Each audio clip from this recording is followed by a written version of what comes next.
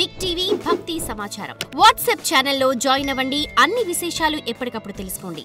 గురుగారు, ఇంట్లో నెగటివిటీ ఉంది అని ఎలా తెలుస్తుంది? నెగటివిటీ అనే ఇంట్లో భార్యాభర్తల మధ్యలో శారీరక సంబంధం అనేది ఉండదు. గమనించాల్సిన విషయం. మీరు అడిగిన ప్రశ్న చిన్నది కాదు. భార్యాభర్తలు శారీరకంగా కలిసి ఉండరా ఇంట్లో ఎక్కువ శాతంగా. ఎందుకంటే ఇద్దరి మీద ఎవరి మీదనో ఆ పైశాచికత్వం నడుస్తుంటుంది. తర్వాత నెగిటివిటీ ఉన్న ఇంట్లో అమ్మ పూజ చేయాలన్న ఆలోచన రాదు. నెగిటివిటీ ఉన్న ఇంట్లో అమ్మ స్త్రీ పురుషుల మధ్యలో గొడవలు ఎక్కువ. నెగిటివిటీ ఉన్న ఇంట్లో అమ్మ స్తుతి గతి రెండు ఉండవు. స్తుతి లేకున్నా గతి ఉండాలి, గతి లేకున్నా స్తుతి ఉండాలి అంటారు కదా. ఇక్కడ గతి స్తుతి రెండు నిలబడి ఉండవు. డబ్బు నించోదు. మనం బాగా గమనించి చూస్తే అమ్మ ఎక్కడైతే నెగిటివిటీ ఉంటుందో ఇంట్లో ఆ ఇంటిపైన గబ్బిలాలు తిరుగుతుంటాయి. మీరు గమనించండి. నల్ల గబ్బిలాలు ఉంటాయి కదా, ఆ నల్ల గబ్బిలాలు సడన్గా పోతుంటాయి మన వరండాలలో నుంచి. అక్కడ నెగిటివిటీ ఉన్నదని అర్థం. గబ్బిలాలు ఏ టైంలో ఉంటాయమ్మా? రాత్రిపూట ఉంటాయి. గుడ్ల గుబ్బలు వేరు, మళ్ళీ గుడ్ల గుబ్బలు అడవి దాటి రావు. ఇలా కొన్ని వివరణలు నెగిటివిటీని చూయిస్తున్నప్పుడు పడుకున్న ఆ ప్రాంతంలో కూడా మనల్ని ఎవరో గమనించినట్టు అనిపిస్తుంది. నిద్రపోయినప్పుడు మనల్ని ఎవరో చూస్తున్నట్టు తీరిగ్గా ఒక మాట అనిపిస్తుంది. రెండో విషయము, స్త్రీ ఉదాహరణకి ఒంటరిది ఉందనుకోమ్మా, ఒంటరిది ఉన్నప్పుడు ఆ స్త్రీని ఎవరో వెనకాల నుంచి చూసినట్టు అనిపిస్తుంది. ఇప్పుడు పురుషుడి విషయం చూద్దాం. పురుషుడి విషయం ఎక్కువ శాతంగా గమనించినట్టు అనిపించదు, కానీ పడుకున్నప్పుడు మనతో ఎవరో మాట్లాడుతున్నట్టు అనిపిస్తుంది. కళలాగా అనిపిస్తుంది. మళ్ళీ అది కొంతమంది పురుషులు ఏం చెప్తారు, ఇక్కడ బరువు కూర్చున్నది స్వామి, ఒక ఏదో గుండె దగ్గర ఇబ్బంది అయినట్టు అనిపిస్తుంది కదమ్మా, ఒక గాలి ప్రభావం కూర్చున్నదేమో అని అనిపిస్తే కొన్ని పూజలు నియమ నిబంధనలు చేసి వస్తారు కదా. ఒక గాలిని ఇంట్లోకి రాగలిగింది అంటే అమ్మ ఇంట్లో స్థుతి లేదు అని అర్థం. ఈ స్థుతి చాలా ముఖ్యమైనది. తెలుసుకోవడానికి మార్గాలు వందలు ఉన్నాయి తల్లి. అయితే ఇప్పుడు మీరు ప్రస్తావించినట్టుగా ప్రతిరోజు ప్రతి నిత్యం ఆ విధంగా పూజ చేస్తే సరిపోతుంది? ఖచ్చితంగా చేసుకోవాలి. నిర్ణయం అనేది ఇప్పుడు పూజ ఎలా చేసుకోవాలి మనం ఇది గమనించాల్సిన విషయం. అమ్మని రప్పించుకోవడానికి పూజగా చేయాల్సింది. నీవు నీ దైవాధీనమైన శక్తిని పఠించుకొని పద్యాలు తర్వాత కొన్ని శ్లోకాలు నేర్చుకొని చదువుకుంటే ఎంతో మంచిది. ప్రతి ఇంట్లో అమ్మ నాకు తెలిసి సంవత్సరానికి ఒకసారన్నా హోమం చేయించుకోవాలి.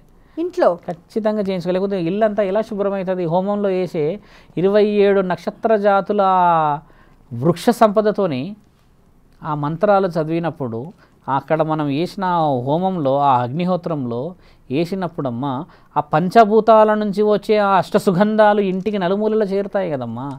హోమానికి పెద్ద ఖర్చులు ఏమున్నాయి? సంవత్సరానికి ఒకసారి. ఇప్పుడు మన దగ్గర హోమాలు ఎప్పుడు చేస్తారంటే అమ్మ ఇంట్లో ఎవరైనా చనిపోయినప్పుడు, లేకపోతే పెళ్ళిళ్ళకో ఇంకేదైనా కొన్ని కార్యక్రమాలు అప్పుడే చేస్తారు. కానీ ఒక నియమం పెట్టుకోవట్లేరు కదా. అట్లా నియమాలు పెట్టుకోవడం చాలా మంచిది. నువ్వు అలా చేయలేను కుదరదు అని అనడానికి చేయడం లేదు. ఎందుకంటే సొంతం ఇల్లు ఉన్న వాళ్ళందరూ చేసుకోవడం చాలా మంచిదమ్మా. ఇప్పుడు రెంటెడ్ హౌస్లలో అంటే కుదరట్లేదు కదా. మీరు అన్నట్టుగా మనల్ని మనం కాపాడుకోవాలంటే మనసు ద్వారా మన నాలిక పవిత్రంగా ఉండడం చాలా ముఖ్యమైనది. పితృశాపాల వల్ల వంశాలు నశిస్తాయా? పితృ అంటేనే గౌరవనీయులు. పితృలు అంటే మనల్ని ఎన్నో కష్టసుఖాల ద్వారా కాపాడిన వాళ్ళు. పితృలు అంటే ముఖ్యంగా మన కోసం వాళ్ళు ఎన్నో బాధలను దిగమింగిన వాళ్ళు. వాళ్ళు శాపం పెడితే మన మీద పనిచేస్తుంది అన్న విషయం మనం మాట్లాడితే అమ్మ ఏ నిజమైన తండ్రి బిడ్డలకి శాపం పెడతాడా? పెట్టలేడు. కుదరదు. అది కాని పని. బాగా గమనించాలి. మంచి సింపుల్ ఎగ్జాంపుల్ మన దగ్గర జనక మహారాజు మీకు తెలిసిన విషయమే. ధరణీమాత మనకు తెలిసిన విషయమే. సీతాదేవి తల్లిదండ్రులు ఇద్దరు ఒక కష్టం వచ్చినప్పుడు, ఒక బాధ అయినప్పుడు అమ్మ ధరణిలో కలిసిపోతుంది. తండ్రి అని గట్టిగా అరుస్తుంది. తర్వాత అమ్మ అని అనగానే అమ్మ భూమిని చీల్చుకొని వస్తూనే ఉంటుంది. తీసుకొని పార్వతీమాతని అమ్మ సీతామాతని తీసుకెళ్ళిపోతుంది. కూతురు మళ్ళీ మహారాణి కదా, మంచి రాముడినే కదా పెళ్లి చేసుకుంది. మళ్ళీ రాజ్యాలని ఏలేవాడు లవకుశులని అన్నది కదా. మరి ఆ అమ్మకి తల్లిదండ్రుల అవసరం ఏమున్నది గమనించండి. కాబట్టి ఏంటంటే అమ్మ తల్లి తండ్రి ఒడి ఈ ప్రపంచంలో అత్యంత ముఖ్యమైన చల్లనైన ఒడి. ఏ తాగుబోతు తండ్రి కూడా తుల్లుతూ తెచ్చుకునే ఒక పండు మన ఇంటి కడపలోకి తీసుకొచ్చేస్తాడు. కానీ బాగా తాగేసినా కదా అని పక్కింటికి పోయి ఈయడా పండు. అంటే తండ్రి జ్ఞానం చాలా గొప్పది కదా. ఎన్నో కష్టాలు అవమానాలు పడతాడు పని దగ్గర. ఆ బొత్తలు లేకుండా చెప్పులు లేకుండా ఎన్నో పడి చెమ్మటతో వచ్చి ఓ పండు తీసుకొని వస్తే మొదట తల్లిదండ్రులు మన పిల్లలు ఆ పండు స్వీకరిస్తారు ఇష్టంగా. నాన్న వచ్చాడని. ఇంకో విషయం గమనించాల్సింది ఏంటంటే ఆ నాన్నతో పాటు మన వెనక అమ్మ కూడా ఎదురు చూస్తుంది, ఈయన గారు వచ్చారా అని. వాస్తవం కదా. ఇంత స్వచ్ఛమైన ఆ ప్రేమలో పితృదోషాలకి పితృడు దోషం పిల్లలకు పెట్టాడు. పితృదోషాలు ఎవరికి పెడతాడంటే, నా ఆత్మని పవిత్రముగా మీరు చూడలేకపోయారు, నా కష్టాన్ని ఇష్టాన్ని నష్టాన్ని మీరంతా అగ్గిపాలు చేశారు, నేను కష్టపడి చదివించిన ఈ చదువులకి మీరు పెట్టిన పేరు బాధ్యత, నేను సంపాదించిన ఆస్తికి మీరు పెట్టినది ఏమిటి విభజన, నీకింత నాకింత నీకంత నువ్వింత, నెల రోజులు అమ్మా నాన్న అలా ఆడుండాలి, నెల రోజులు అమ్మా నాన్న ఈడుండాలి. ఇది వివరణ ఇచ్చారా? మరి ముగ్గురిని నలుగురిని కన్నా మన భారతదేశంలో ఉన్న తల్లిదండ్రులు బిడ్డల్ని మరి చుట్టాల దగ్గర పెట్టలేరే, ముగ్గురిని పెంచుకొచ్చారే. ఇప్పుడు అవి కూడా వస్తున్నాయి, అలా కూడా ఉన్నాయి.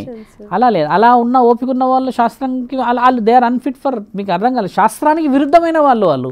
నీకన్నా పేగు నీ పిల్లలని నిన్ను చూసుకునే ఓపిక లేని నీకు అమ్మతనానికి అర్థం వస్తుంది అమ్మ. ఇప్పుడు మన ఇద్దరం మాట్లాడుకుందాము. ఇప్పుడు ముగ్గురిని కన్నా నేను, నీ దగ్గర ఉన్నట్టుగా నీ బిడ్డలు వేరే దగ్గర ఉండగలుగుతారా? నువ్వు కష్టం పెట్టుకున్నా, కొట్టుకున్నా, తిట్టుకున్నా, ఏది చేసినా నీ మనసుకు అదొక బలం కదా. మరి నీ బిడ్డలని అక్కడ తీసుకెళ్ళి బంగారు పల్లెంలో భోజనం పెడతారు, కానీ మమకారంతో భోజనం పెడతారా? ప్రేమతో పెడతారా అమ్మ? ఇదే కదా చాలా వివరంగా తెలుసుకోవాల్సిన విషయం. ఏంటంటే ఇప్పుడు ఇలా వస్తుంది అని సొసైటీని మనం పాడు చేయకూడదు. సొసైటీ ఒకప్పుడు ఎలా ఉండే, కుటుంబాల గురించి కష్టాలు, ఇప్పుడు కూడా ప్రతి తల్లిదండ్రులు కష్టపడుతున్నారు. పితృదోషం అనేది చిన్నది కాదమ్మా. ఇప్పుడు చూడండి, మనం పితృదోషాలు అనే విషయం వచ్చేసరికి ఏమిటంటే, ఈ పెత్తరామావాస్యలు లేదా మహాలయ పక్షాలు అనేది ఎందుకు వచ్చింది, దోషం అనేది ఎందుకు వచ్చింది మనకనంటే, పిల్లలు పెట్టకపోతే వస్తుంది ఆ దోషం. అక్కడ పిల్లలు బాధ్యతాయుతంగా తల్లిదండ్రులు కన్నారు, నిన్ను కన్నాక పిల్లలు పెళ్లి చేయలేడు అనుకుందాం తండ్రి, ఆ తండ్రి బాధ, ఆ ఆత్మకి శోభ ఉండదా? నా బిడ్డలకి పెళ్లి చేయలేకపోయా, నేను తలలోనే కాలం చేసేసా, యాక్సిడెంట్ అయిందో ఏదో అయిందో అంటారు కదా. ఆ తండ్రి రోదనని ఆపడానికి దోషం ఉన్నదని అర్థం, పాపం కాదు. ఉదాహరణకి పెళ్ళి అయింది అనుకుందాం, అందరి పిల్లలకి భార్యాభర్తలు ఇద్దరే ఉన్నారు, ఇద్దరికి ఏమన్నా ఇద్దరిలో ఒకరికే కాలం చేస్తే మరి ఇంకొకరితో ఎన్నో జీవితాలు, ఎన్నో కష్టసుఖాలు, ఎన్నో నష్టాలని పంచుకున్న ఒక బంధం ఒకటి ఉండిపోగలదా?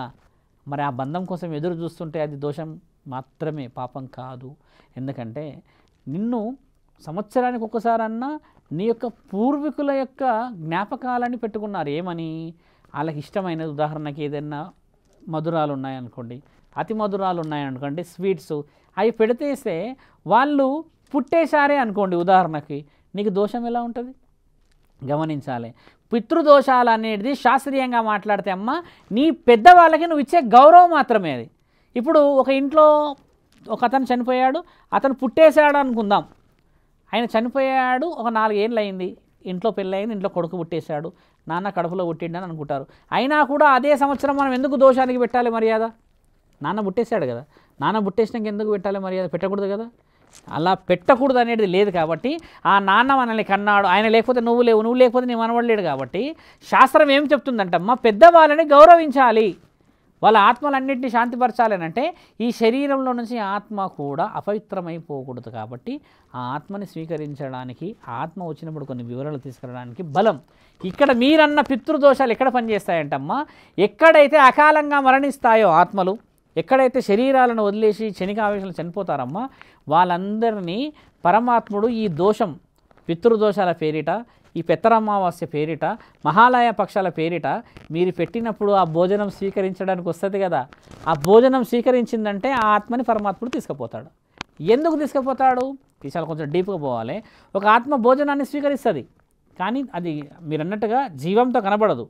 ఆ విషయాన్ని ఒకసారి ఆ భోజనాన్ని స్వీకరించేసిందో అనుకో అమ్మా, ఆ పరమాత్ముడి దగ్గరికి నీకు దారి కనబడుతుంది, నువ్వు వెళ్ళిపోతావు. ఇదే మహాలయ పక్షాలు అంటే ఏంటంటే, అందరూ ఆత్మలు పరమాత్ముడి దగ్గరికి చేరవు, కొన్ని కోరికలతో ఉండిపోతారు, కొందరు అకాల మరణం చెందుతారు, కొందరు వెన్నుపోట్ల ద్వారా కొందరు ఉంటారు, కొంతమందిని ప్రేమ పెళ్లి చేసుకొని మోసం చేసిన భర్తలు భార్యలు ఉంటారు. ఇలా ఉండడం చేత పరమాత్ముడు ఏదో విధంగానన్నా సంవత్సరం మొత్తంలో వీళ్ళు పెట్టిన ఇష్టం లేకపోతే మహాలయ పక్షం రోజు పెట్టినప్పుడన్నా వాళ్ళు స్వీకరించినప్పుడు వస్తే వాళ్ళని తీసుకొని వెళ్ళి మరో జన్మ కోసం పుట్టించడానికని మహాలయ పక్షాలు మన దగ్గర బ్రాహ్మణత్వంలో ఉన్న పెద్దవాళ్ళు, పీఠాధిపతులు, మతాధిపతులు, సాధువులంతా ఒక గొప్ప నిర్ణయాన్ని తీసుకున్నారు. ఆత్మలన్నీ ఎవరి దగ్గర ఉండాలమ్మా? పరమాత్ముడి దగ్గర ఉండాలి. ఈ దేశం మీద పడి తిరుగుతాయా, రోడ్ల మీద పడి తిరుగుతాయా, అక్కడున్న శ్మశాన వాటిల వరకు తిరుగుతాయా, కళలలోకి వస్తాయి, ఇంట్లో శబ్దాలు చేస్తాయి, ఏమన్నా చేస్తాయి అంటే అందమ్మా గుర్తు చేస్తూ ఉంటాయి. నిన్న కాక మొన్న విన్నాం, వాళ్ళ తమ్ముడు రోజు బెల్లు కొట్టేవాడంట 2 గంటలకు వచ్చి, అక్క అన్నం పెట్టని. హఠాత్తుగా మరణించాడు. ఇప్పుడు వాళ్ళ తమ్ముడు రోజు బెల్లు కొట్టినట్టుగానే పడుతుందంట ఆవిడకి. అనంటే ఇప్పుడు ఏంది, ఆత్మశాంతి లేదనా? ఎందుకంటే పరమాత్ముడి యొక్క వివరణ ఎలా ఉంటుందంటే, తమ్ముడి మీద ప్రేమ అక్కకు ఉన్నది కాబట్టి ఆమె వస్తే నేను చెప్పిన అమ్మ పూజా విషయ వివరణలు కొంచెం వేరే ఉంటే సంవత్సరమికం అయిన తర్వాత నా దగ్గరికి రండి అని చెప్పిన. బంధాన్ని విడదీసే హక్కు పరమాత్ముడు కూడా లేదమ్మా, ఆయన బంధాన్ని కలపడానికే ఉన్నాడు. మీరన్న ఏంటంటే ఈ దోషాలు, ఆత్మబంధనాలు, ఆత్మరోధనాలు ఎక్కడ ఉంటాయంటమ్మా, వెన్నుపోట్లు పొడిచిన వాళ్ళ దగ్గర ఆ పాపాలు మొదలవుతాయి. అక్కడ ఆ పాపాలకి జ్ఞాపకాలు లాగా వాళ్ళు వెంటాడి వెంటాడి వెంటాడి నిజం తెలిసేదాకా చేస్తారు. అవి దోషాలు అంటే అమ్మా. ఎప్పుడు కూడా పితృలు శాపాలు పెట్టరు కాబట్టి పితృపక్షాలు ఉన్నాయి మన దగ్గర, తర్వాత మహాలయ పక్షాలు ఉన్నాయి మన దగ్గర. పితరమావాస్యలు ఉండడానికి గల కారణం ఏంటంటే ఆ సమయంలో పరమాత్ముడు తీసుకెళ్తాడు. ఆ సమయంలో పరమాత్ముడు ఎందుకు తీసుకెళ్తాడు, ఏ విధంగా రూల్స్ ఉన్నాయి, రెగ్యులేషన్స్ ఉన్నాయంటే అమ్మా, ఒక ఆత్మరోధన ఉన్నది అని అంటే నీ ఇంటి ముందు కాకి ఉంటుంది ఎప్పుడు. ఇది గుర్తుపెట్టుకోవాలి ప్రజలు. నీ ఇంటి ముందు ఒక కాకి ఉంటుంది, ఆ కాకి అరుస్తూ ఉంటుంది. కాబట్టి అన్నదానం చేసుకోవాలంటే అన్నదానం చేయకూడదు. ఆ కాకి నీ ఇంటికి సంబంధించింది కాబట్టి నువ్వు అన్నదానం కాకుండా ఆయన గౌరవార్థమైన మన ఇంట్లో ఉన్న పెద్దవాళ్ళకి మర్యాద చేస్తే ఆత్మశాంతిస్తుంది. అది చాలా వివరంగా ఉందమ్మా. For more videos like this, subscribe Big TV channel.